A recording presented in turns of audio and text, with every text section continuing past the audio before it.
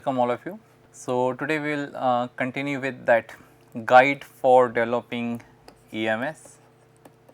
So, as you remember that guide had 8 steps and the first one was having the environmental policy.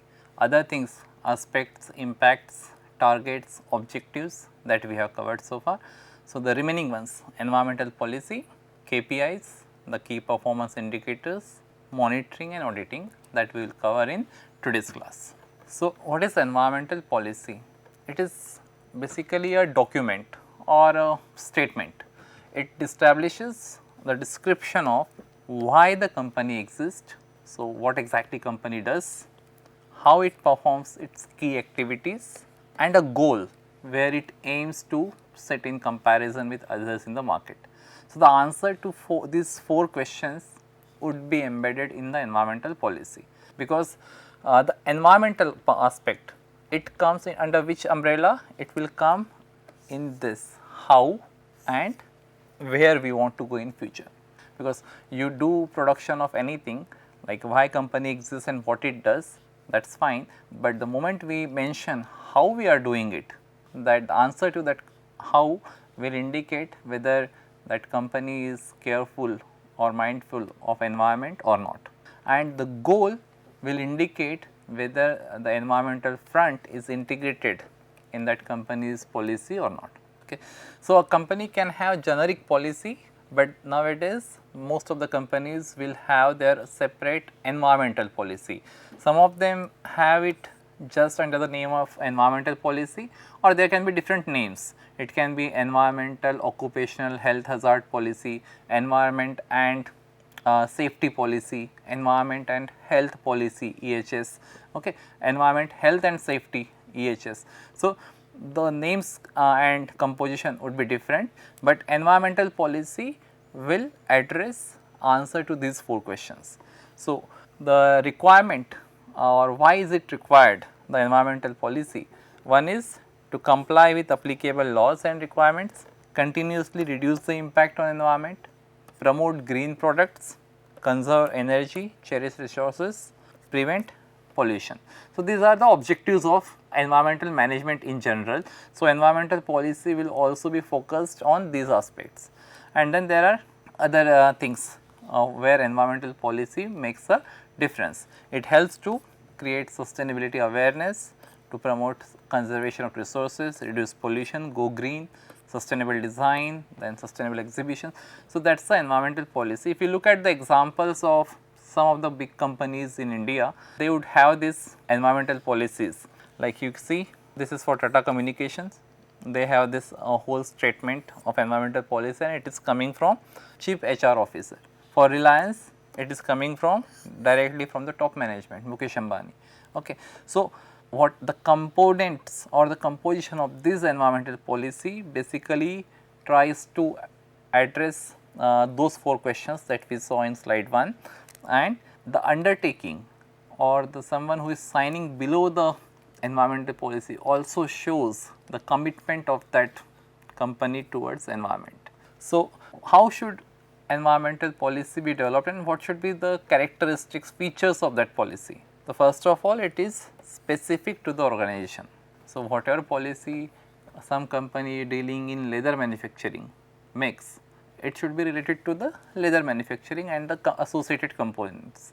It need not talk about those environmental impacts or activities which is not at all related to that particular company. It should commit to complying with specific laws, legislations and guides or standards.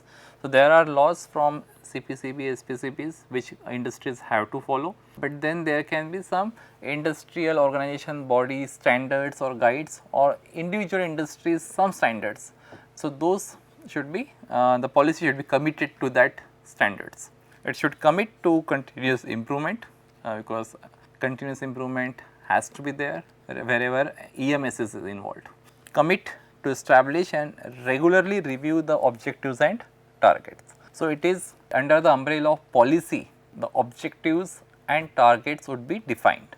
So, whether those objectives and targets are achieved properly, they are proper or not. So, those need to be reviewed continuously.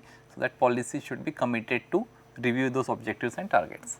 So, this is Amtech is one of the companies, and this is their environmental policy, where the key aspects are pollution prevention, waste reduction, energy conservation, compliance with regulation, continuous improvement and resources recycling.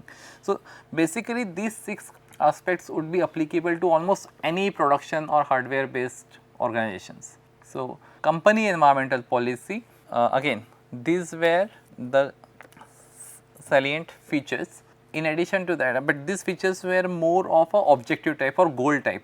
Why do they need an environmental policy and what type of? These are 3 features where it says it should be truthful and not misleading, it should be supported by the environmental management system, and it should be conveyed to the audience. Audience means customers, stakeholders, investors, employees of the organization. Everyone should be aware of the company's environmental policy.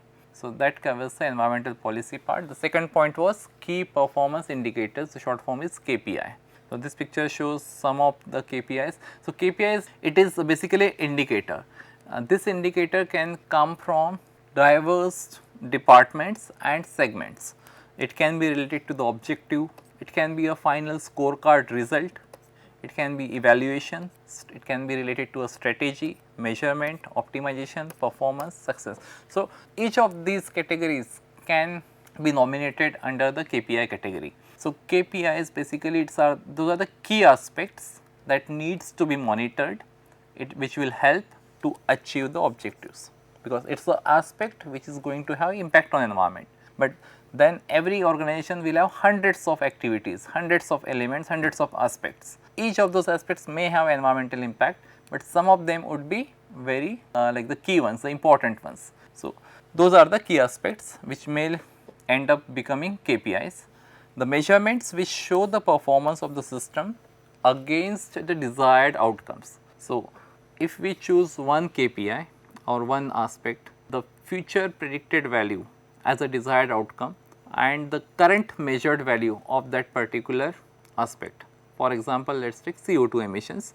If it is 100 tons per year is the target, and current is 200 tons. So, we are like we need to reduce it by almost half. So, the measurement of that CO2 emission, so CO2 emission can be a KPI. So, KPIs, it measures company's success in terms of set targets, objectives, customer satisfaction, and different categories we can have the KPIs. And there are many aspects. Each aspect may not be known by majority of the employees of the organization or majority of the stakeholders, but KPIs are something which should be known by majority of the employees and shareholders, and based on that KPI there will be motivation amongst those shareholders to enhance, to improve their performance, to deliver their time bound objectives, and also to keep on continuously measuring their targets and success.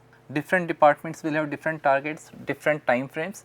So, if these KPIs are being continuously talked about in those departments or in the companies, it is keeping those employees and shareholders on their toes, because they know that okay, this CO2 emission is exceeding, or this water leakage is exceeding, or if there is something called as HDI, Human Development Index, which we often use as a index for understanding human growth or human economic growth in a country. The companies can have their own HDI index or employee growth index. Okay. So, those KPIs will also be used for assessing the performance of employees, assessing the performance of the sections and departments. So, that is why it is important to have these KPIs. So, now these KPIs can be of 2 types, but before that let us see the characteristics of KPI. What is a specific feature? So, KPIs are typically measurable, they are specific, time bound, relevant and attainable. So, these are the characteristics of any key performance indicators. First thing, it should be clearly defined what is a KPI. It will be related to a company, it has to be relevant, aligned with the specific objectives of that organization. Then that KPI should be measurable, should be quantified, or else it will be difficult to give a numerical value or some measurable value to that KPI. It should be achievable and attainable, it should be realistic. okay, then it should have a time bound. So, the two types of KPIs are lead indicators and lag indicators, and it is these type of indicators which will influence current or the future performance, and the lagging ones, they are based on the past performance. So, lead indicators, they are the process indicators, okay. They will influence what will be the performance of a particular change in the future.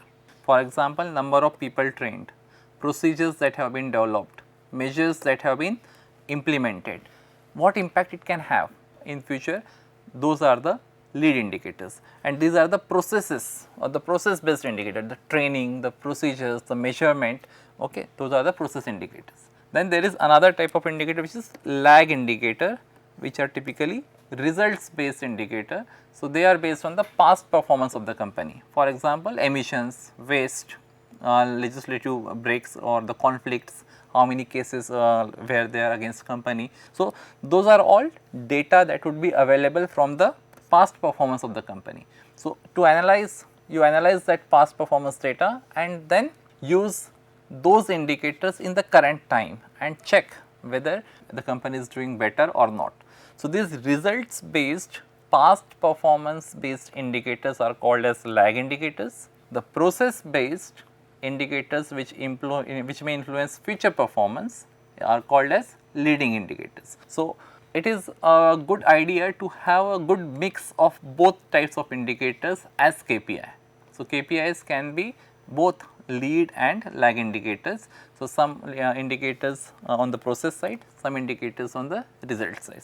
So, that will give a more holistic view for comparison for any company's activity. So, we have covered policy and KPIs. The third one is monitoring, and the next one would be auditing. So, monitoring is assessment of performance or the measurement of data, the gathering, analysis and interpretation of data to detect changes. For example, monitoring of water quality, noise levels, waste generation, air emissions, flue gas emissions, particulate matter. So, all these things could be monitored and measured, and it will tell us the performance of the system which is doing those emissions or which is releasing those waste. Environmental monitoring is specific to the components of environment, air, water, soil, noise.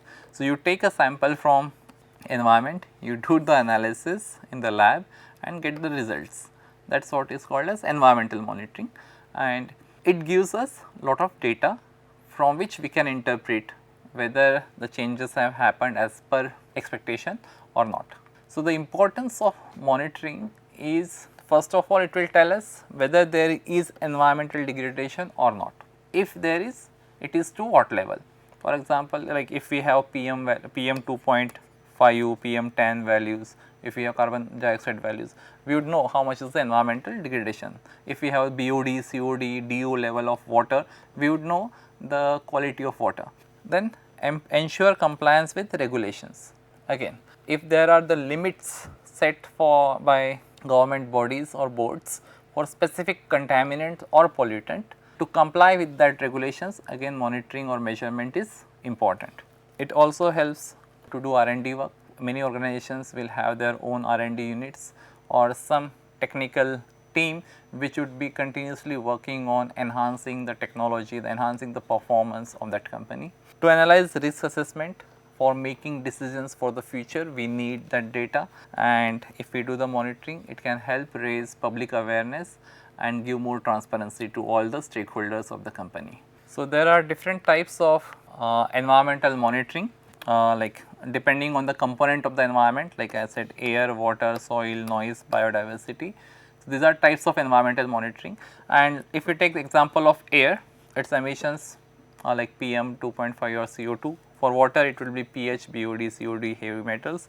For soil, it can be pesticides, chemicals, the toxicity, leaching, all those tests. Noise, it can be the decibel levels in different areas, and biological, it can be the migration, the species, the density of one kind of species and the habitat. So, these are different types of environmental monitoring which can give or which can generate data for monitoring results. The last one for this lecture was auditing. So, if we have to monitor something or if we have to measure something, there is a proper set of processes or procedures or standards that we use, and whether those processes to obtain results or to do monitoring were proper or not, that comes under auditing. So, auditing is a systematic review of processes, procedures and results of monitoring to determine levels of conformance against a predetermined set of criteria. So, it is not just the end result or the end value of a particular parameter which needs to be maintained as per the compliance, but also there is a proper protocol, a set of procedures that need to be followed to do particular measurements. So, auditing will take care of that, whether the obtained results and the applied means to achieve those results were proper or not as per the compliance. So, auditing, it benefits under different categories. It helps to achieve regulatory compliance, training programs, environmental stewardship, improvement and cost saving opportunities. So, these are different benefits of environmental auditing, but what are the goals? The goals of environmental auditing, some would be overlapping with monitoring, but then there would be some specific goals which may not be covered under monitoring. So, one is to assess environmental quality, that happens in monitoring also. To detect and track pollution, it happens, it is a goal of monitoring. To ensure regulatory compliance. So, regulatory compliance, the result of monitoring may help us achieve the compliance limit, but then if it is not done by proper method, then those results will not be accepted. So, in that case auditing would be ensuring whether the monitoring that is done is correct or not. Support environmental management and planning, again auditing is like a reviewing system. So, it helps or it supports the entire planning and management system for environment which is existing in the company, and it will evaluate the effectiveness of environmental policy. So, here also auditing will help. So, that is the role monitoring and auditing would play in EMS, and they would go hand in hand together. But if you look at any organization, audit is typically like it is a separate section. It comes under finance section, because so far as finance transactions or financial things are concerned, you have a finance department and then you have a auditing department, which checks whether all the finances, all the transactions were done legally and as per the compliance or regulations provided by the organization or the government. Auditing can be like a third party audit done by an external auditor, or it organization can have their own auditing, internal auditing system, and it can be done at any stage. So, this is one example taken from a study for a general auditing framework. So, there are a lot of things which we do for auditing. One is pre-audit, on-site, what are the things done, post-audit, and then follow-up or review. So, in pre-audit, the objectives, scope, the criteria for which audit has to be conducted, all those things are defined first. So, these objectives and scope, these are not for environmental management, these are for the auditing process, the objective of the auditing process. Like if there are some data, some things reported by the company and a audit team has to cross check it. So, audit team will set up its own objectives, scope, criteria, and then the team members will be selected within that organization who will be developing audit plan or use protocol, will inform the facility, and then they will review all the background information for which or for whom the audit has to be performed. So, once this pre-audit preparations are done, the team has to go on site where the auditing has to be done. So, there they will have a opening conference, they will identify, opening conference means a discussion with the team who is presenting something, and the auditing team will be doing conference with them. They will identify the areas of concern, they will inspect the site and facility whether everything mentioned in the records or the documents is proper or not. They can interview the staff or employees working in that particular segment section, then they will review the findings and close the discussion. So, those are the things which audit teams will do on site. Once this on site thing is done, post audit there will be the evaluation of findings and submission of preliminary report. This we are talking about internal auditing process in a company. So, once that internal audit team prepares a preliminary report, it has to send it to the top management and get their approval, and once that is done, a final meeting, a final conference is held and a final report is submitted. Now, once the final report is submitted, there can be a follow up or review which will verify whether the actions taken on audit findings or recommendations. So, as a result, as a report of the auditing activity, it may have the list of actions which a company has to take. It can be some corrective measures, some fixing things, or there can be some recommendations from the committee that the company should try to do these new things, so that in future whatever discrepancies have been observed in the present audit are minimized and they do not repeat. So, that was all about auditing process. So, bottom line EMS requirement for so EMS, if it is applicable in any company, to be successful, it should have the commitment of top management, and EMS, it is not a separate system, or it is not aligned or aloof from the company's other departments. It has to be merged and it has to be consistent with the other systems in the department, like in IT, then HR, operation management, safety, all those systems should also be going hand in hand along with EMS system, and it does not exist in isolation, and it should address that sustainability aspects, or the 3 Ps: people, planet, profit, because this is as per the old concept of triple bottom line, where we talk about people, planet and profit, the 3 Ps, where profit represents the financial returns of the organizations. It can be for organization employees as well as it can be for shareholders or customers who are outside the organization. People, the society which is affected by the activities of organization, and planet is the effect on environment. So, EMS has to be aligned with that, and for any organization, if there is an environmental management system, it should be owned by everyone and it should be aimed or focused towards continual improvement, because if EMS is owned by everyone, and since the core of EMS is continuous improvement, it will lead to like improvement in the organization efficiency, and it will also increase the reputation of that organization. Those are the bottom line EMS requirements. So, to sum up the guidelines for developing an EMS, like what we started with: identified environmental aspects, undertake the risk assessment, we saw what is aspect, what is impact, develop an environmental policy and make a team. Once we know the aspect and impact, policy could be formulated, a team could be made.